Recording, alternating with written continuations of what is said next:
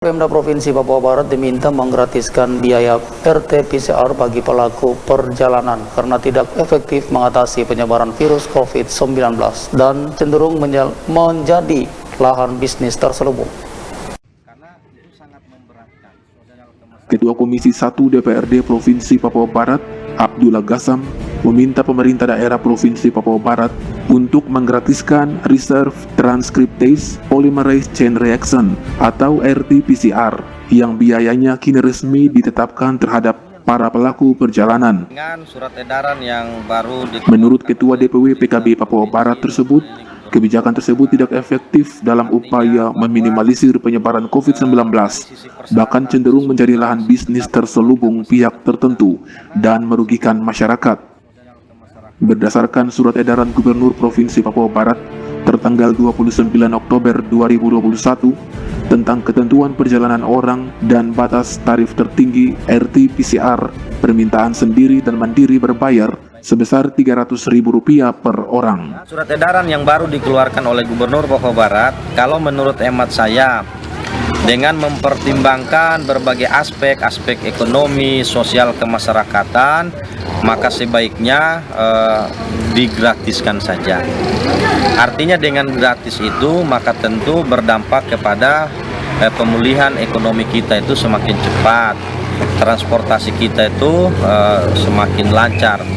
Karena menurut pengamatan saya sih sebenarnya tidak ada efek dan dampaknya sama sekali baik PCR dan antigen itu. Toh banyak juga praktek di lapangan itu, banyak yang tidak PCR, banyak juga yang tidak rapid antigen, tapi mereka bisa dapat.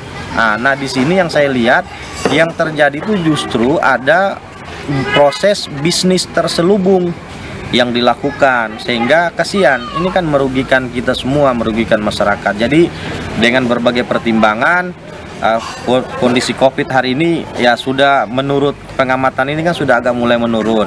Yang paling penting menurut saya adalah bagaimana pemerintah memberikan penegasan supaya tetap menjaga protokol kesehatan, pakai masker, kemudian mungkin jaga jarak, kerumunan dan lain sebagainya. Tapi kalau yang PCR, antigen itu kalau menurut saya sebaiknya ditiadakan sajalah, digratiskan saja demi kemudahan banyak hal masyarakat kita tuh, biar mereka bisa bebas kemana saja, biar ekonomi kita tuh bisa kembali pulih seperti semula. Karena kalau itu masih tetap diterapkan, maka yang terjadi justru ada ketakutan baru lagi, kekhawatiran baru lagi, itu berdampak semua.